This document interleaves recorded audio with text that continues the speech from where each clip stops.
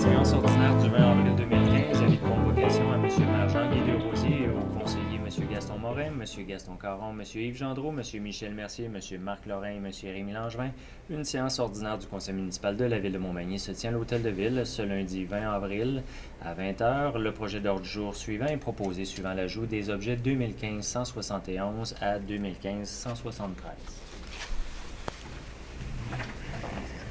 Merci, Monsieur le greffier. Pour débuter la rencontre, il y a un projet d'ordre du jour. Je prendrai une proposition pour adopter l'ordre du jour, s'il vous plaît. Monsieur Mercier, appuyé de Monsieur Marc Lorrain. Est-ce que c'est adopté? Adopté. On en serait rendu à une consultation publique. J'inviterai Monsieur Mathieu Prévost à nous présenter son dossier, s'il vous plaît, pour une demande de dérogation mineure et un projet de règlement. Oui, bonjour. Merci à M. Desrosiers. Donc, ce soir, on a deux items à l'ordre du jour pour ça, pour la consultation publique. On a premièrement la demande de dérogation mineure pour le 38 Jacques Lelièvre. Dans le fond, c'est la maison qu'on voit à l'écran. C'est d'essayer de transformer l'abri d'auto en garage là, sans agrandir l'emprise de la maison. Ce qui se fait quand même assez souvent à Montmagny. Cette résidence-là se situe en zone RB 84. Notez qu'en 1981, lors de la construction de la résidence, incluant l'abri d'auto, ça s'est fait conformément aux normes de l'époque. Donc, le permis était bel et bien valide. Ça, c'est le plan d'implantation qu'on a. Donc, on voit que du côté qu'on veut fermer le garage, on a 2 pieds, soit 60 cm. Alors que la réglementation va un minimum de 50 cm. On a quand même un espace de 2,7 mètres entre les deux résidences. Donc, la dérogation, en fait, vise à permettre l'implantation d'un garage avec une marge latérale de 60 cm au lieu de 1 mètre, tel que l'exige l'article 5.32 du règlement de zonage.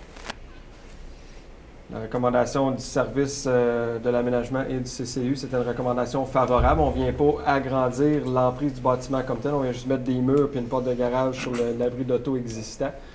Étant donné que ça date quand même de 1981, les documents qu'on avait, on recommande là, d'aller à 0,6. On porte la dérogation à...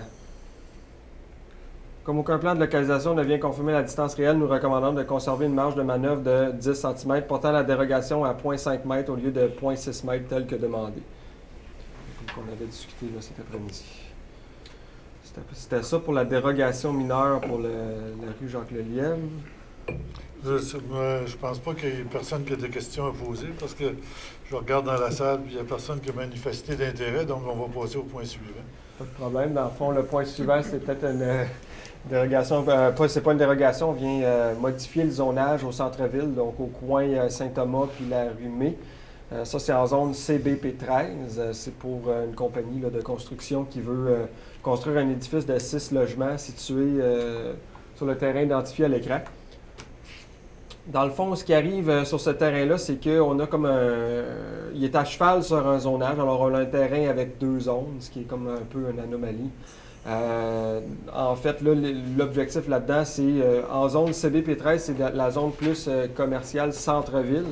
Donc, ça permet une densité plus élevée, alors que R6, c'est plus résidentiel, avec une densité un peu moins élevée au niveau des marges de recul.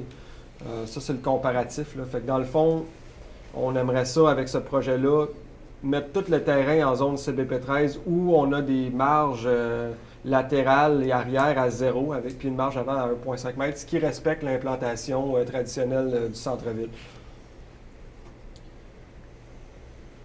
Alors ça, c'est le terrain en question. C'est toute une question. On change de zonage pour appliquer les normes, là, comme je vous dis, de densité au centre-ville. C'est pas une opération, on vient rien inventer dans le fond là-dedans, parce que là, Il y a beaucoup de petits picots sur l'écran, mais tout ce qu'on vient faire, c'est agrandir la zone CBP13 ici, là, pour qui englobe la totalité du terrain du lot à construire. Pourquoi qu'on fait ça, puis qu'on s'en justifie? En rouge sur la carte, c'est le périmètre urbain identifié là, du centre-ville. Puis le zonage ne correspondait pas exactement à ça. Donc, pour respecter la trame urbaine, je me répète, on propose le changement de zonage. Le terrain identifié plus clairement là, avec d'autres bâtiments qui sont selon les mêmes normes là, qu'on voudrait implanter là. Ça, c'est les photos du coin de rue existant. Ça fait le tour de la vie de Peut-être pour rendre ça plus facile à comprendre pour l'ensemble des gens, sur la rue Saint-Thomas, c'est le voisin de grandeur nature. Exactement. On voit, c'est sûr, on a pris les photos, là, il y a le grandeur nature ici. Dans le fond, le terrain, là, c'est là. Le dit terrain encore vacant qui sera touché par cette modification de zonage. Il n'y a pas de commentaires, mais je vous remercie de votre présentation, M. Mathieu. Merci. Prévost. On passera au point suivant, M. le greffier. Merci, Monsieur le maire. Je profite de la séance publique pour faire le dépôt de quelques listes et rapports. Le premier étant le rapport des dépenses autorisées en vertu du règlement décrétant les règles de contrôle et de suivi budgétaire, tenant compte d'une délégation du pouvoir de dépenser selon une politique d'achat pour la période finissant le 16 avril 2015.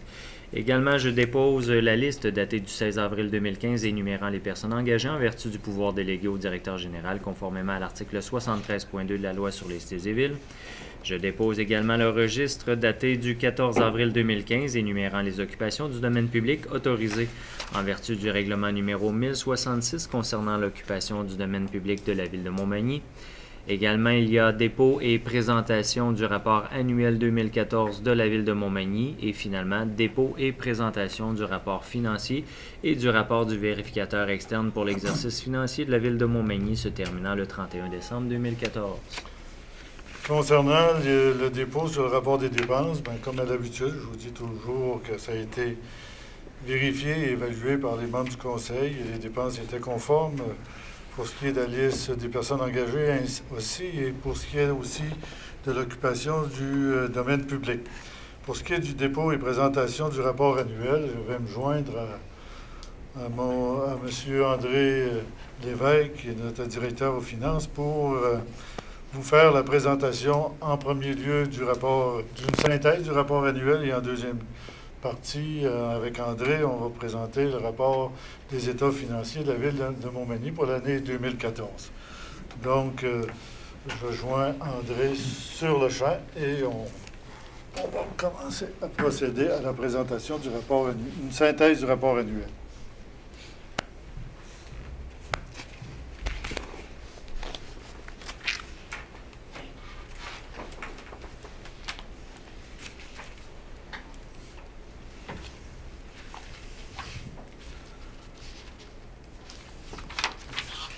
D'abord, le rapport annuel, c'est ce genre de fascicule que vous allez recevoir dans le Publisac de mardi ou mercredi, tout dépendant de la date de livraison.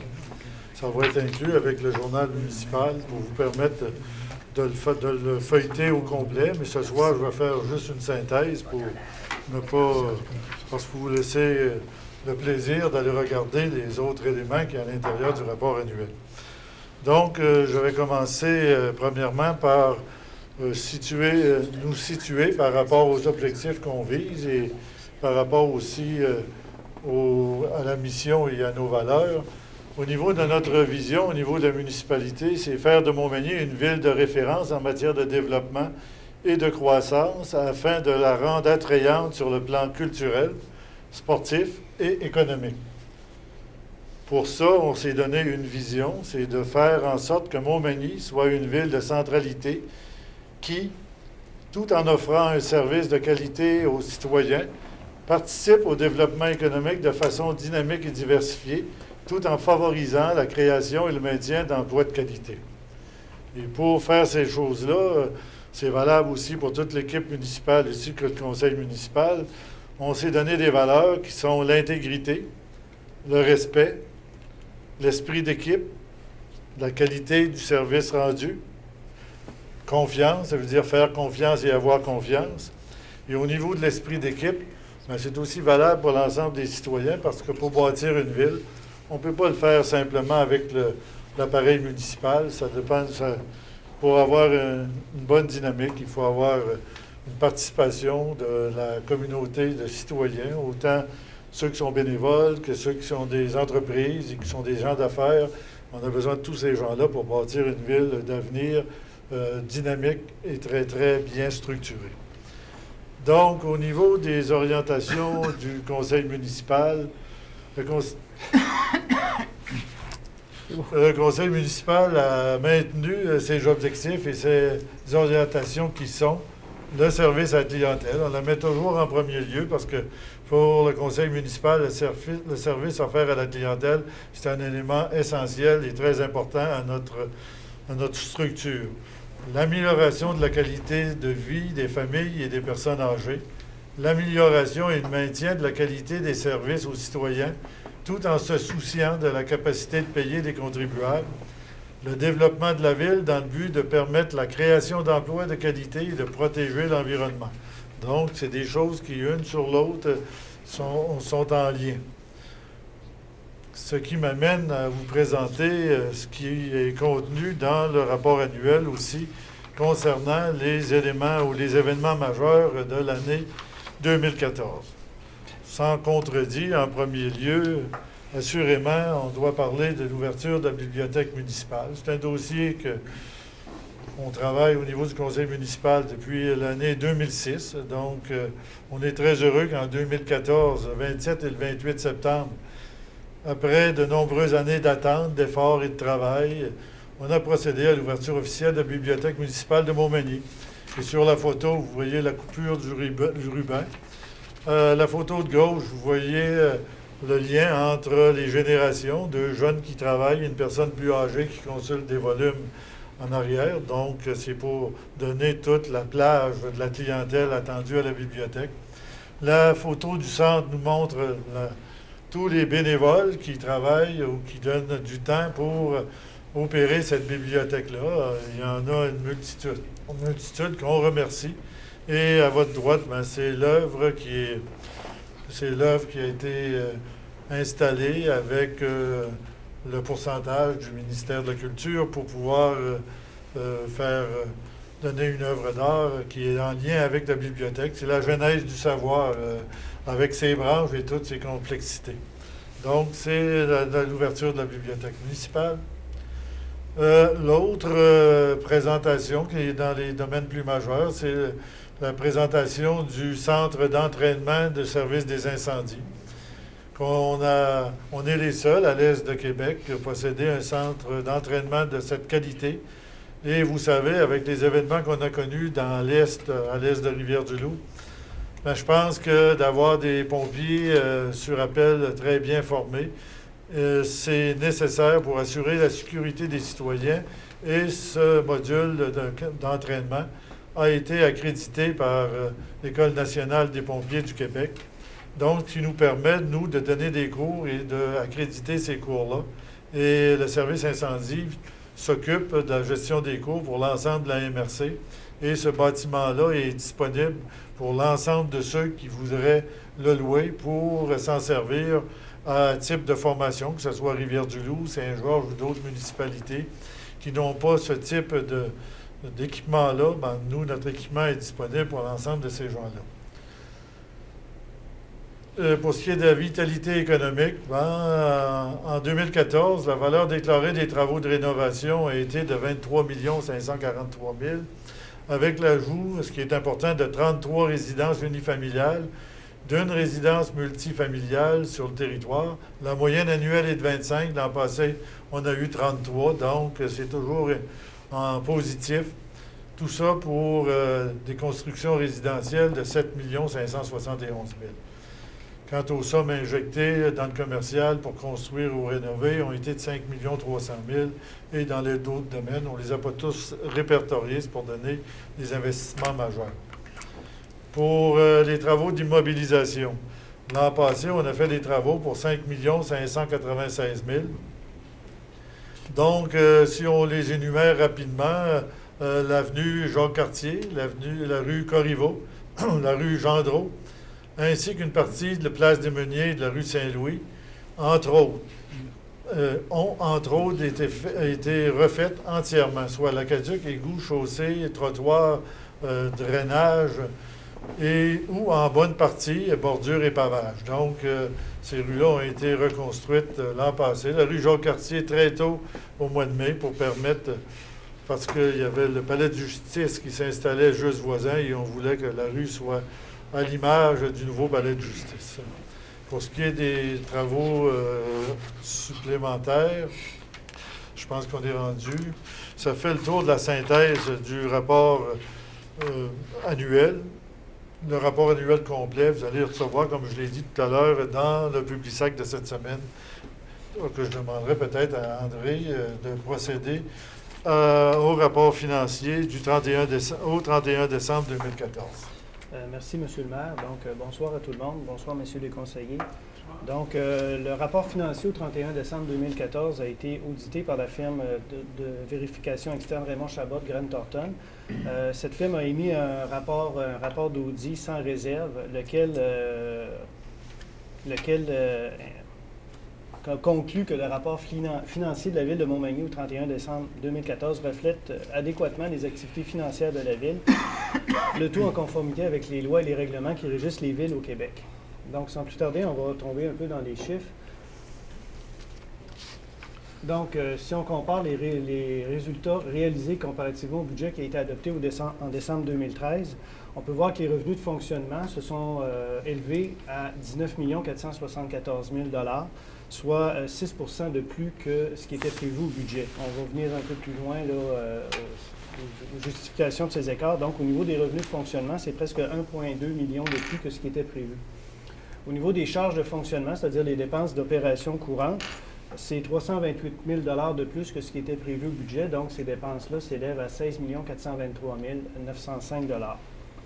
Bien sûr, en cours d'année, la Ville a eu différentes opérations. Donc, il y a eu des gains sur placement de 70 000 $, de même que des cessions d'actifs pour 224 000 $. Au cours de l'année 2014, la Ville a remboursé en capital sur sa dette à long terme 2 120 000 $ et a investi en immobilisation à même ses recettes de l'année courante, 119 000 $. Et finalement, la Ville a injecté également dans les différentes réserves financières pour des fins particulières en prévision de dépenses à venir, 470 000 $. Donc, les opérations de l'année 2014 ont généré un surplus, un excédent de revenus sur les charges de 635 000 $, ce qui représente 3,5 % du budget adopté pour l'année 2014.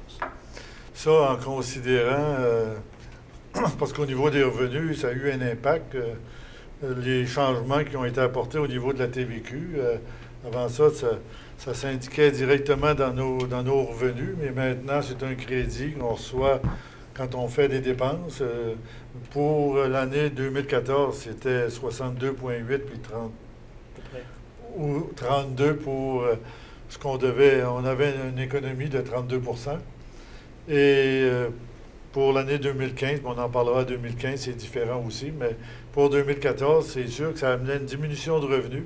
Mais malgré tout ça, on a des revenus supérieurs aux prévisions budgétaires, qui sont liés surtout à des additions au niveau des valeurs foncières et non pas des changements.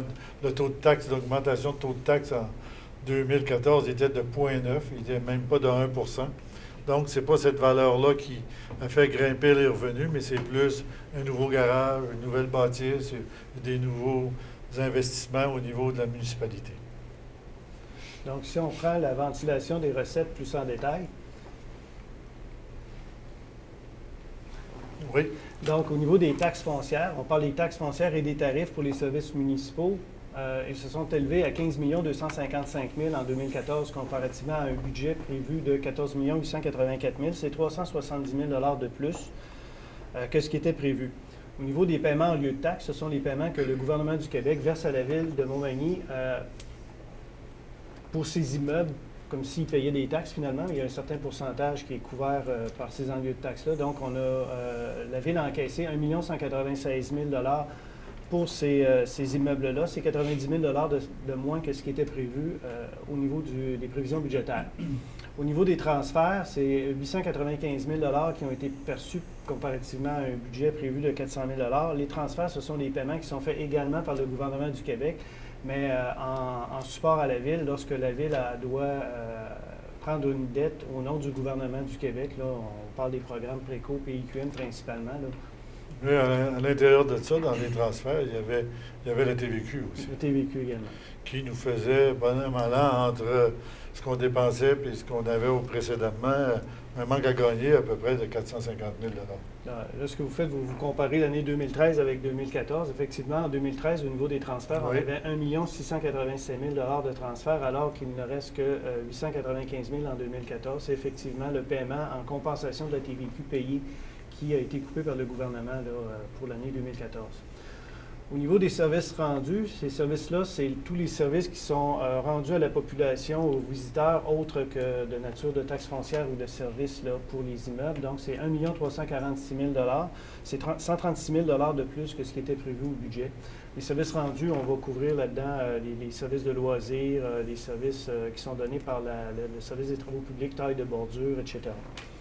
Au niveau de l'imposition de droits, c'est les droits sur les mutations et tous les permis qui sont émis par la Ville. On a des revenus de presque 360 000 c'est 162 000 de plus que ce qui était prévu au budget. On va le voir un peu plus loin, c'est essentiellement les revenus tirés des droits sur les mutations immobilières, parce qu'il y a eu beaucoup plus de transactions, il y a eu beaucoup de transactions au cours de l'année 2014. Au niveau des amendes et pénalités, c'est 348 000 comparativement à un budget de 208 000 donc c'est 139 000 de plus que ce qui était prévu.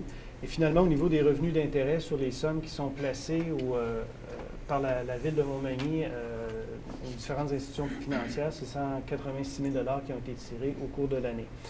Le 114 000 en moins, ce sont des pertes sur disposition d'actifs. Donc, il y a eu des cessions d'actifs, mais ces actifs-là n'étaient pas encore complètement amortis, donc ça a généré une perte sur cession d'actifs. Donc, ça nous donne un revenu total de 19 474 000 Si on veut aller dans les détails un peu des différents éléments, on peut voir qu'au niveau des recettes de taxes et tarifs,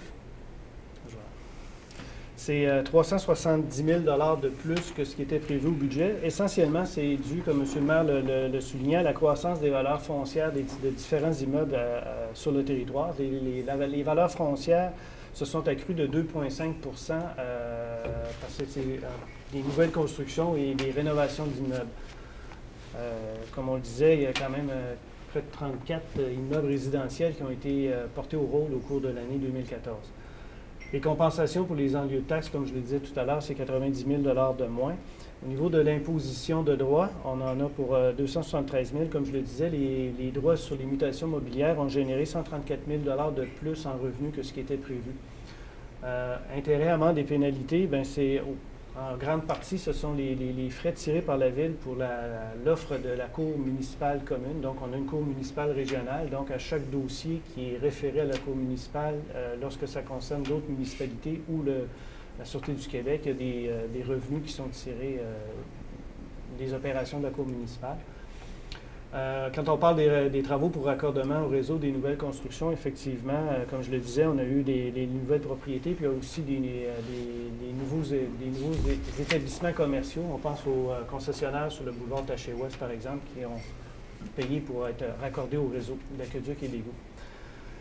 Finalement, au niveau de la compensation pour la gestion des matières résiduelles, donc en raison de la bonne performance de la MRC de Montmagny au niveau de la gestion des matières recyclables, encore une fois, cette année, on a eu une bonification au niveau du retour là, des montants. Donc, comparativement à ce qu'on avait prévu au budget, c'est quand même 200 000 de plus qui ont été versés par Recyc Québec et le ministère de l'Environnement, du Développement durable et des Parcs pour souligner la bonne gestion. C'est pour ça qu'on incite les citoyens à recycler beaucoup, parce que quand on recycle, puis notre performance est meilleure, les retours sont plus grands.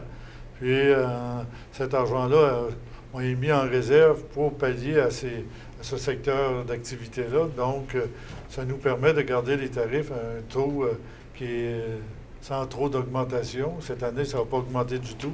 Donc, quand on a des retours intéressants, on peut se permettre de faire des choses pour le citoyen parce que lui aussi a performé. Donc, au niveau de la provenance des revenus, le graphique qu'on vous présente présentement essaie de donner un peu la proportion des différents types de recettes pour l'enveloppe globale des recettes de la Ville. Donc, on peut voir que les recettes tirées de la taxation et de la tarification sont tout de même à 78 des recettes globales, alors que les services rendus sont à presque 7 et ensuite, c'est les enlevis de taxes qui sont à 6 les transferts à 4,6 droits et amendes 3,6 et les intérêts et autres 0,5 des recettes globales de la Ville. C'est comme dans toutes les villes du Québec, là, la principale source de financement des opérations municipales demeure toujours les taxes et les tarifs. Oui, ça fait des lunes que les unions municipales demandent au gouvernement d'avoir une fiscalité différente pour qu'on puisse baser sur l'activité économique ou sur d'autres éléments que juste la taxation. Mais on nous reporte toujours d'une année sur l'autre. Un jour ou l'autre, j'espère que ça sera différent. Et la performance économique d'une municipalité viendra l'aider à avoir un compte de taxes un peu moins élevé par rapport à sa performance économique. Mais pour le moment, c'est encore la source de revenus principale d'une municipalité. Quant aux charges de fonctionnement, c'est-à-dire les dépenses d'opérations courantes de l'année, donc, comme on le disait tout à l'heure, elles se sont élevées à 16 423 000. Là, on parle toujours des dépenses de la Ville, comparativement à un budget de 16 95 000. Donc, c'est des dépenses qui ont été supérieures de 328 000 à ce qui était prévu. Par contre, si on prend chacune des rubriques, chacune des fonctions, la majorité des fonctions ont eu des dépenses inférieures à ce qui était prévu au budget. Seules les fonctions de transport, c'est-à-dire voirie, déneigement, éclairage des rues, signalisation, ont eu un budget qui a été dépassé au niveau des dépenses de près de 367 000 alors qu'au niveau hygiène du milieu, là, on parle de l'approvisionnement en eau, captation des eaux usées et traitement des eaux usées, de même que gestion des matières résiduelles. C'est 72 000 de plus que ce qui était prévu au niveau du budget. Comme on va le voir un peu plus loin, au niveau du transport, c'est essentiellement, ce sont des coûts du déneigement là, qui ont grevé les dépenses. Moi, je pense qu'au niveau du déneigement, en 2014, ça a dépassé de 250 000 le budget alloué. Parce que le budget du déneigement, c'est près d'1 million de dollars et c'est presque 25 plus que la valeur qui avait été budgétée. Donc, je demande aux citoyens, des fois, on va peut-être regarder la façon dont on fonctionne. Peut-être que les fins de semaine, on va peut-être essayer de travailler de façon différente. J'espère que les citoyens vont être compréhensifs parce que si on veut avoir ça de qualité exceptionnelle, 7 jours par semaine, 24 heures par jour, ça a des coûts. Et ces coûts-là, bien, directement, s'en vont sur la facture du citoyen. Je pense qu'on se doit d'analyser les raisons qui font qu'on a défoncé le budget. Oui, il peut y avoir eu un peu plus de neige que d'habitude ou de certains éléments, mais de là aller augmenter le budget d'250 000, je pense qu'il faut retourner et faire un exercice sur l'année précédente puis regarder qu'est-ce qui peut avoir causé des écarts de coûts et peut-être avoir des solutions pour pouvoir minimiser ces augmentations majeures-là. Donc, au global, donc hormis les coûts en déneigement, l'année 2014 aurait pu arriver à un résultat où les dépenses auraient été à peu près sensiblement les mêmes que celles qui avaient été prévues au budget et peut-être même légèrement inférieures. Mais si on regarde les dépenses, es-tu rendu au total? Si on regarde au total, si on vérifie par rapport à l'année 2013, on est en bas de 1 d'augmentation des dépenses, on est à 0,84. Malgré les petits éléments qu'on a vus tantôt là, dans les dépenses, que si ça avait été un petit peu mieux sur la neige, on aurait été peut-être inférieur aux dépenses de 2013. Donc, je pense que c'est un bon exercice de gestion. Et les dépenses entre le budget et la réalité, c'est de 2,04 ou de 2 2 il y a plusieurs municipalités qui, s'ils pouvaient contrôler les dépenses à 2 d'augmentation, seraient très heureux.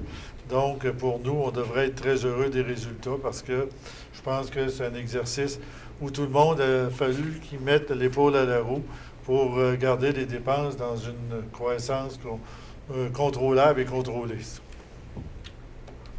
Donc, si on regarde les principaux, on avait commencé déjà à en parler, les principaux éléments de variation au niveau des dépenses. Donc, les frais pour la couverture policière ont coûté presque 13 000 $ de plus que ce qui était prévu. Ce n'est pas majeur, mais c'est quand même un bon montant. C'est presque 1 300 000 la couverture policière qui est assumée par la Ville de Montmagny. Globalement, comme on disait, les frais de déneigement, c'est pas loin de 250 000 $, principalement au niveau de la rémunération de location de machinerie et du transport de la neige usée au site de dépôt de neige usée. Qui dit un hiver neigeux et froid comme on a connu au cours de l'hiver 2014, c'est à peu près l'équivalent de ce qu'on vient de vivre comme hiver qui vient de se terminer. Il y a eu beaucoup de travaux de réparation de pavage, de nids de poules qui a dû être entrepris au printemps 2014. Donc, on a eu quand même 36 000 $ de plus que ce qui était prévu au budget. On avait un budget de près de 75 000 $ pour la réparation des nids de poules. Il a fallu injecter des fonds supplémentaires. Au niveau des frais du carburant, tout le monde se souviendra de la montée des prix du carburant au cours de l'année 2014. Donc, c'est 54 000 $ de plus qu'il a fallu couvrir. Également, il faut se dire que le carburant, étant donné qu'on avait plus de camions dans le déneigement, ça oui, quand on a une augmentation au niveau de la rémunération, de la location de machinerie, du transport, de la neige usée et tout ça, automatiquement, l'augmentation du carburant, le déneigement est là pour une partie de cette augmentation-là. C'est pour ça que si on additionne les trois chiffres, on peut arriver à 231, mais si on prend une partie du carburant, on peut facilement arriver à 250 000 $ d'écart entre le budget et la réalité. Tout à l'heure, on parlait au niveau des revenus, qu'on avait eu des revenus supplémentaires en raison des frais de raccordement à l'aqueduc Égout pour les nouvelles résidences, les nouveaux commerces qui se sont construits au cours de l'année. Donc, il y a un contre-coup, c'est-à-dire qu'au niveau des dépenses, pour procéder à ces raccordements-là, c'est 62 000 $ de plus que ce qui était prévu initialement. Et finalement, au niveau des frais de financement, c'est les frais le paiement des intérêts sur la dette à long terme, étant donné qu'on a réussi à quand même refinancer certaines dettes à des taux inférieurs à ce qu'ils étaient auparavant. On a une économie de 78 000 $ comparativement à ce qui était prévu aux prévisions budgétaires. Puis lorsqu'on voit qu'au niveau du raccordement, il y a un excédent de budget, mais c'est plus sécurisant parce qu'en même temps, il y a plus de revenus aussi. Donc ça, c'est une dépense, mais si on fait plus de raccordements d'aqueduc et d'égouts, ben on augmente nos revenus. Donc, ça compense en partie la dépense supplémentaire pour exécuter les travaux. Donc, si on présente les différentes fonctions de façon graphique, leur importance par rapport aux dépenses totales ou au budget total, on peut se rendre compte qu'au niveau loisirs et culture, donc c'est les services qui sont de loisirs, de même que la contribution de la Ville à différents organismes culturels qui œuvrent sur le territoire de Montmagny, c'est 22 % du budget. Donc c'est la plus forte rubrique, suivie de très près par... On va faire ça comme une course, suivi de très près par l'hygiène du milieu. Donc, lorsqu'on parle, c'est des services directement aux citoyens, c'est-à-dire, comme je disais, c'est la fourniture de l'eau, captation des eaux usées, de même que la gestion des matières résiduelles. Par la suite, ce sont vraiment les dépenses d'administration générale et de transport qui sont les plus grosses rubriques, suivies de la sécurité publique. Puis, ça revient à dire ce qu'on disait tout à l'heure, celle qui a un écart plus majeur par rapport au budget, bien, c'est la rubrique du transport. Effectivement. Quand on regarde les colonnes. Donc, si on prend les mêmes dépenses, mais on les présente par objet, c'est-à-dire par nature de dépenses. Donc, par la nature des dépenses. Donc, on peut voir que la principale rubrique, c'est la rémunération des employés. Parce que, comme on le dit à chaque année, lorsque le budget est déposé, une ville, c'est une entreprise de service. Donc, au niveau de la rémunération des employés, c'est 35 % de la masse des dépenses, suivi par les services techniques. Les services techniques, ce sont les services achetés, c'est-à-dire les contrats qui sont donnés, contrats de déneigement, gestion justement de matières résiduelles. Donc, ça, c'est les contrats qui sont donnés. Et par la suite, bien, c'est des achats de biens non durables, des produits chimiques pour le produire l'eau, de sel, de déglaçage, etc. Donc, ça donne une idée un peu de la répartition des principales rubriques de dépenses. Puis il y a toujours des travaux qui se font à l'interne, puis il y en a toujours une partie qui sont donnés à contrôle externe pour essayer de garder un équilibre entre les deux secteurs. Puis je pense que ça reflète un peu ce qui se fait d'une année sur l'autre, parce que si on prend les trois colonnes, là, sont presque équilibrées, sont presque au même niveau.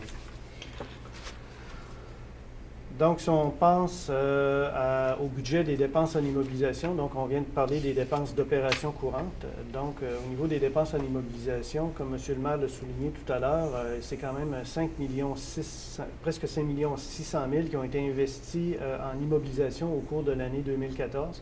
M. le maire avait parlé des travaux d'infrastructure des rues Gaudreau et Jacques-Cartier, par exemple. Donc, au niveau des travaux d'aqueduc, d'égouts, pavage, trottoir, éclairage, on en a pour 2 200 000 environ. Au niveau de l'aménagement de bâtiments publics, c'est 2 170 000. Bon, l'aménagement de bâtiments publics, bien, ça comprend, c'est sûr, la finalisation de la construction. Ben, finalisation. On avait entrepris la construction de la bibliothèque là, au cours de l'année 2014. Il y a le centre d'entraînement aussi du service des incendies aussi qui passe là-dedans, puis différents travaux d'amélioration sur des bâtiments municipaux, là, comme le centre Clément-La-Liberté, par exemple. Acquisition de terrain, 400 000, bien, je pense que tout le monde le sait, c'est le stationnement autour de l'aréna qui a été acheté de la Société d'agriculture du comté de Montmagny. Machinerie, outillage, mobilier de bureau pour presque 500 000 495 000. Il y a eu 100 000 presque 108 000 qui ont été investis dans les différents équipements des parcs, terrains de jeu et différents autres éléments d'actifs là, pour 65 000 Donc, qui dit investissement, bien, c'est sûr que les investissements, on les paie avec des réserves, on les paye avec des fonds qu'on a, puis on paye aussi avec la dette. Donc, au 31 décembre 2014, la dette brute de la Ville, c'est-à-dire la dette empruntée, était de 19 952 000, alors qu'elle était de 19 263 000 à la même date en 2013. Si on tient compte de tous les travaux en cours qui n'ont pas encore été financés, de même que les sommes qui sont réservées pour rembourser la dette à long terme, les remboursements futurs, la dette nette de la Ville est de 21 260 000, alors qu'elle était de 18 458 en 2013. Oh, une petite coquille, c'est pas 2012, c'est 2013. Donc, au niveau du service de la dette, le service de la dette de la Ville, c'est-à-dire le paiement en capital et intérêt, c'est 2 711 000 en 2013. Ça représente 14,6 des dépenses globales de la Ville, en incluant l'amortissement des immobilisations. C'est sensiblement la même chose que pour un autre coquille, c'est 2013 aussi, 14,9 c'est en 2013 aussi. Donc, c'est sensiblement c'est une certaine stabilité au niveau du service de la dette. Si on prend le service de la dette de la moyenne des municipalités du Québec, ce ratio-là est de 19,2 alors que pour la Ville de Montmagny, c'est 14,6 Donc, on est au niveau de la charge du service de la dette sur le budget global de la Ville, on est inférieur. La Ville de Montmagny, c'est inférieur à l'ensemble des villes du Québec. Mais pour le conseil municipal, 14,6, 15 c'est pour nous une limite à ne pas nécessairement franchir. Donc, c'est pour ça que l'an passé, on a fait des travaux, mais des travaux qui étaient subventionnés ou subventionnables. Quand ils ne sont pas subventionnables, on les reporte jusqu'à temps qu'on puisse trouver une subvention. Et dans les années antérieures, il y a quand même eu un investissement d'à peu près 6,3 millions qui a été fait dans le quartier Est, qu'on appelle la rue des Érables, tout ce secteur-là. Il y a eu une influence sur la dette, mais dans cette période-là, soit qu'on les faisait tout de suite, il y avait des subventions intéressantes, ou qu'on les faisait sur les 5 années comme prévu, mais avec des programmes qui auraient peut-être disparu. Ça fait qu'on a devancé les investissements pour se permettre de pouvoir faire les travaux et d'avoir le maximum de subventions gouvernementales. Mais c'est sûr qu'il faut emprunter pour certains paliers gouvernementaux. Puis on est remboursé sur une période de 15 ou 20 ans, de 10, 15 ou 20 ans, tout dépendant du montant qui est engagé. Donc, pour ce qui est de nous, je pense que la dette, les prévisions qu'on a pour le futur, la pire année, on est dedans, puis par après, ça devrait se réduire. Puis maintenant, ce que le conseil municipal donne comme mot d'ordre, c'est qu'on n'emprunte jamais en haut de 1 750 000 quand on en rembourse 2,1 millions ou à peu près. C'est qu'on a toujours une marge là, qui va diminuer la dette à long terme parce qu'on emprunte moins qu'on doit rembourser. Donc, à ce moment-là, ça va avoir une influence pour réduire la dette. Donc, c'est la façon qu'on le fait. Puis, je pense que comme on est à 14,6 du budget, je pense que c'est acceptable. Mais nous, on a comme consigne 15 là, on commencerait à réfléchir sérieusement.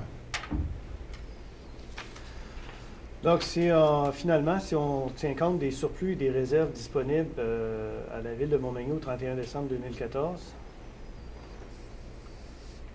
donc les excédents accumulés non affectés s'élevaient à 1 162 348. Donc, ce sont des excédents accumulés qui pourront servir à pallier des mauvais coups ou à des investissements qui pourront être payés comptant.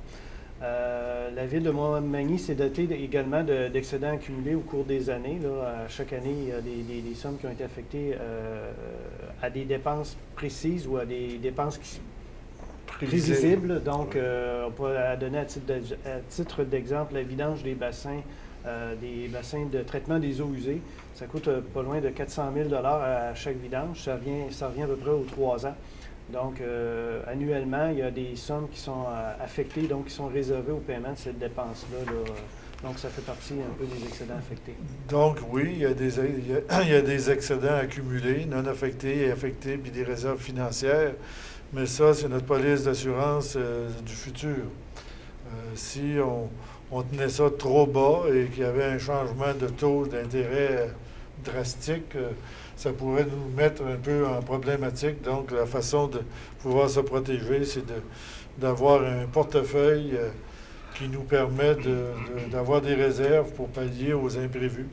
Parce que si on avait des excédents dans le budget de 300 000, puis arrive une tempête comme il est arrivé avec Irène, puis qu'on a des travaux majeurs à faire, bien, si on n'a pas le financement, soit qu'on l'emprunte, mais pour réparer, pour faire de l'entretien, c'est rare qu'on emprunte pour acheter l'épicerie. Donc, à ce moment-là, qu'est-ce qu'on fait? On va sur une taxe supplémentaire où on essaie d'absorber, mais on ne peut pas l'absorber si on n'a pas les sous à l'intérieur de notre portefeuille. Donc, c'est géré en fonction de protéger aussi les années à venir, pas juste à protéger le présent.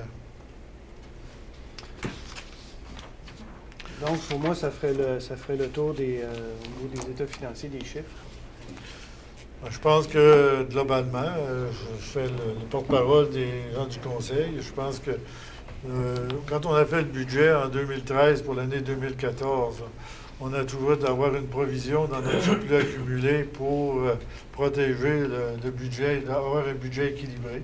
Je pense que dans le temps, c'était aux alentours de 283 000 ou aux alentours.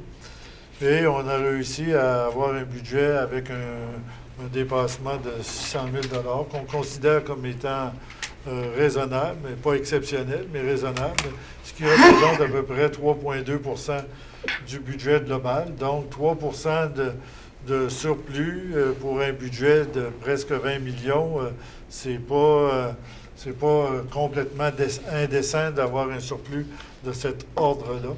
Et je pense que faut voir ça de cette façon-là. Et cette année, on a fait un budget équilibré, mais avec d'autres changements qui nous obligent à aller faire une réserve dans le surplus accumulé pour balancer le budget de l'année 2015. Donc, s'il n'y avait pas de surplus, le gouvernement nous avait permis de faire des emprunts pour couvrir le déficit. À ce moment-là, il aurait fallu faire un emprunt pour payer l'épicerie. Donc, c'est pas très une façon de fonctionner. C'est juste pour démontrer aux citoyens que le fait d'avoir de l'argent en caisse, ça nous permet des fois aussi de pouvoir... des fois, il arrive des projets intéressants, mais si on n'a pas les sous, on ne peut pas se les permettre. Je regarde juste la boucle Vidéotron pour le Grand Tour Pierre-Lavoie. Si on n'avait pas eu une réserve pour des projets majeurs, on n'aurait pas eu les sous pour être capable d'assumer cette responsabilité-là quand on sait que peut-être 15 000 personnes vont débarquer à Montmagny le 12, 13, 14 juin. Je pense que c'est un investissement au niveau médiatique qui nous aurait coûté des centaines de milliers de dollars. Donc là, on peut profiter d'une occasion d'affaires parce qu'on a des sous pour le faire. Et on ne connaît pas le futur. S'il arrive une occasion d'affaires exceptionnelle, bien, quelque chose qui est à vendre, qui est exceptionnel pour permettre d'améliorer notre qualité de service et tous ces éléments-là, bien, ça nous permet de faire ce genre de travail-là. Tu sais, des fois, on regardait au niveau du futur. Ben, je pense que quand on a un peu d'argent, on peut espérer de pouvoir planifier le futur. Quand on n'a pas d'argent, on planifie le présent. Donc, c'est peut-être la conclusion que je peux faire. Puis au nom des membres du Conseil, je remercie les gens du Conseil qui ont travaillé au niveau des finances, les gens qui ont appuyé les différents projets. Je remercie les gens de l'administration et les travailleurs de la Ville de Montmagny qui nous ont permis de pouvoir finir l'année avec un surplus acceptable. Donc, tout ce que c'est un grand merci à tout le monde. Et moi, je regagne ma place pour terminer la réunion publique. Et cette semaine, là, vous allez avoir ça dans votre Publisac. Lisez-le, c'est important parce que ça vous donne un peu qu'est-ce qui s'est passé dans votre ville durant l'année 2014. Merci, M. Lévesque. Merci,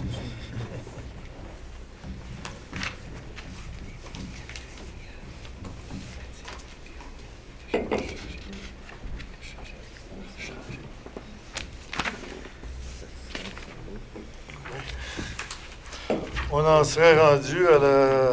Bon, je vous laisse aller, M. Crévy. Merci, Monsieur le maire. Résolution 2015-159 est d'approuver le procès-verbal de la séance ordinaire du 7 avril 2015. Les membres du Conseil déclarent avoir reçu copie du dit procès-verbal conformément à la loi et en conséquence déclarent l'avoir lu et renoncent à sa lecture. Résolution 2015-160 est d'autoriser le paiement des diverses dépenses du Conseil municipal totalisant 1 842,55 $. Pour les deux résolutions, je prendrai un proposeur. Je vais proposer, M. le maire. M. Langevin, appuyé de. J'appuie. M. Caron, est-ce que c'est adopté? Résolution 2015-161 est d'adjuger à Groupe Conseil IDC Incorporé le contrat pour la fourniture de 2 serveurs HP ProLiant DL380 génération 9 à être utilisés comme serveurs ressources dans l'infrastructure virtuelle de la Ville au montant de 15 554 $ plus toute taxe applicable, conformément à la soumission déposée par ce fournisseur, laquelle s'avère la plus basse conforme au devis. Résolution 2015-162 est d'adjuger à PE Pajot Incorporé le contrat pour la fourniture et la pose d'enrobés bitumineux dans le cadre de travaux de réfection de la chaussée du chemin des Sucreries, soit une distance d'environ 1,5 km selon les prix unitaires soumis par l'adjudicataire. Résolution 2015-163 est d'autoriser le greffier ou l'assistante greffière à demander des soumissions par voie d'invitation écrite dans les dossiers ci-après, soit pour la location d'une niveleuse sans opérateur pendant les hivers 2015-2016 et 2016-2017, avec possibilité d'une année optionnelle, soit pendant l'année 2017-2018. Également pour l'entretien du dépotoir à neige usé pendant l'hiver 2015-2016, avec possibilité d'une année optionnelle, soit pendant l'hiver 2016-2017. Pour la résolution 162, on va compléter le chemin des Sucreries parce qu'il y en a une partie qui avait été faite l'année passée ou l'année d'avant. Je pense que ça fait 2 ans. Et il restait une partie à compléter. Habituellement, on essaie de compléter un secteur avant de sauter dans un autre secteur. Je pense qu'il y a d'autres secteurs aussi qu'on devra continuer, mais pour le moment, on fait le chemin des Sucreries. Et pour ces 3 résolutions, je prendrai un proposeur. Gaston Morin. Appuyé de M. Gendreau et M. Morin. Est-ce que c'est adopté? Résolution 2015-164 est d'appuyer la Semaine de la sécurité publique ferroviaire, un événement national se déroulant du 27 avril au 3 mai 2015. Et résolution 2015-165 est de proclamer la semaine du 4 au 10 mai 2015, la Semaine nationale de la santé mentale dans la Ville de Montmagny, et d'inviter tous les citoyens et citoyennes, ainsi que toutes les entreprises, organisations et institutions à reconnaître l'importance de la pause, dont le slogan se veut un message sur l'importance pour tous de s'accorder une pause afin d'éviter le surmenage et faire le plein d'énergie, ce qui contribue à préserver une bonne santé mentale. On est bien placé pour celle de 164 pour la Semaine de la sécurité publique ferroviaire. Je pense qu'on a connu certains soubresauts au niveau des voies ferrées. Donc, on pense qu'avoir une semaine de la sécurité, mais qu'on le fasse 52 semaines par année, ça serait encore plus que parfait. Donc, pour ces 2 résolutions, je prendrai un proposeur. Je propose. M. Lorrain, appuyé de Chagnon. M. Mercier, est-ce que c'est adopté? Résolution 2015-166 est d'approuver le plan d'implantation et d'intégration architecturale visant la rénovation extérieure du bâtiment situé au 114 à 122 rue Saint-Thomas à Montmagny, consistant sommairement à remplacer le revêtement, les portes et les fenêtres du bâtiment. Résolution 2015-167 est d'accepter la demande de dérogation mineure au règlement de zonage formulé par le propriétaire de l'immeuble situé au 38 avenue Jacques-Lelièvre à Montmagny, visant à permettre la conversion de l'abri d'auto actuel en garage privé avec une marge latérale de 0,5 m au lieu d'1 m par rapport à la limite sud de la propriété telle que l'exige le tableau 3 auquel réfère l'article 5.32.1.1 du règlement de zonage numéro 1100. Pour ce qui est de la 166, c'est le bâtiment voisin de la bijouterie, à l'est de la bijouterie. Je pense que tout le monde sur la rue Saint-Thomas. Pour ce qui est de la dérogation mineure, on en a présenté tout à l'heure. Donc, pour ces deux résolutions, je prendrai un proposeur. Bien proposé, M. le maire. Monsieur Langevin, appuyé de J'appuie. M. Caron. Est-ce que c'est adopté? Adopté. Résolution 2015-168 est d'adopter le projet de règlement joint à la présente et intitulé Second projet de règlement amendant le règlement de zonage numéro 1100 afin d'agrandir la zone CBP 13 à même la zone RE6, d'autoriser le greffier à faire publier dans un journal local le 29 avril 2015 un avis public ayant pour objet d'annoncer aux personnes intéressées qu'elles ont le droit de faire une demande afin que le second projet de règlement soit soumis à l'approbation des personnes habiles à voter. Résolution 2015-169 est d'adopter le règlement numéro 1154 décrétant l'installation d'un arrêt obligatoire toute direction à l'intersection de la rue Alphonse-Lebel et de l'avenue Edmé-Blouin, pour lequel un avis de motion a été donné à la séance du 7 avril 2015. Les membres du conseil municipal déclarent avoir reçu copie du projet de règlement dans les délais prescrits par la loi et par conséquent déclarent avoir lu le dit règlement et renoncent à sa lecture. Et résolution 2015-170 est d'adopter le règlement numéro RM 450-4 amendant l'article 15 relatif au dépôt de neige dans la rue du règlement RM 450 concernant les nuisances tel qu'amendé par le règlement RM 450-3 pour lequel un avis de motion a été donné à la séance du 7 avril 2015. Les membres du conseil municipal déclarent avoir reçu copie du projet de règlement dans les délais prescrits par la loi et par conséquent déclarent avoir lu le dit règlement et renoncent à sa lecture. Donc, pour les trois résolutions, je prendrai un proposeur. M. Mercier. Je l'appuie. Appuyé de M. Gendreau. Est-ce que c'est adopté? Adopté. Résolution 2015-171 est de reconduire pour une période d'1 an, soit pour l'hiver 2015-2016, le contrat octroyé le 7 juillet 2014 à la compagnie Terrassement Giguère par la Ville de Montmagny pour la location d'un équipement de déneigement avec opérateur, maintenance, carburant et équipement nécessaires à l'exécution de travaux d'entretien hivernal de chaussée sur le territoire de la Ville de Montmagny, et ce, aux mêmes conditions et au taux horaire de 95 $ plus taxes, soit au taux soumis par l'adjudicataire à son bordereau de soumission pour cette année d'option. Résolution 2015-172 est d'approuver le contenu et d'autoriser l'envoi au ministère des Affaires municipales et de l'occupation du territoire de la reddition de compte finale datée du 16 avril 2015 et de tous les autres documents exigés par ce ministère en vue de recevoir la contribution gouvernementale qui lui a été confirmée dans une lettre du ministre des Affaires municipales et de l'occupation du territoire et ce, à même le programme de la taxe sur l'essence et de la contribution du Québec pour les années 2010 à 2013. La dite reddition de compte incluant des dépenses supplémentaires de l'ordre de 267 910 $ intégrées à la priorité 4 intitulée Voirie locale.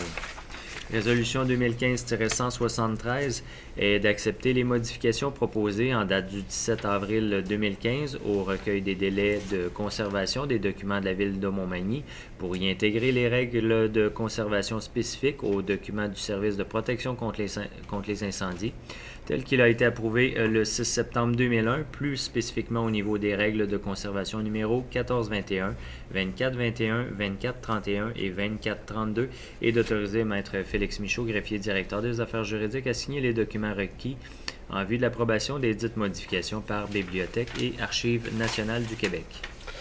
Pour les trois résolutions qu'on vient de lire, je prendrai un proposeur. M. Morin, appuyé de J'appuie. M. Caron. Est-ce que c'est adopté? On en serait rendu à la période des questions, mais je suis quasiment persuadé que personne ne va se présenter au lutrin parce que la salle n'est pas tellement pleine. Je vous invite, les citoyens, c'est quand même important quand on dépose les états financiers, mais si on avait 4 ou 5 ou 6 personnes, peut-être qu'on trouverait ça intéressant parce que quand même, on a travaillé pendant 12 mois pour en arriver là. Au niveau là, on en serait rendu, comme il n'y a personne qui va se positionner pour des questions, on en serait rendu à la résolution suivante, M. le greffier. Qui est la levée de la séance, donc levée de la séance à 8h55. Proposé par M. Mercier, Le secondé, monsieur. appuyé de M. Langevin. Est-ce que c'est adopté? Est-ce qu'on peut avoir la date de la prochaine rencontre publique, s'il vous plaît? Le 11 mai, Monsieur le maire. Donc, on vous invite le 11 mai, la prochaine rencontre publique télévisée, parce qu'il y en a... Est-ce qu'il y en a un autre avant ça? Non. Non, le 4, c'est un comité. Le 4, c'est un comité. C'est bon. C'est télévisé le 11 mai? Exactement. C'est bon. Merci beaucoup. Donc, vous avez rendez-vous le 11 mai. Il va y avoir une autre assemblée publique. On veut vous voir en aussi grand nombre. Merci beaucoup. Passez une bonne soirée, une bonne semaine et à la prochaine rencontre le 11 mai.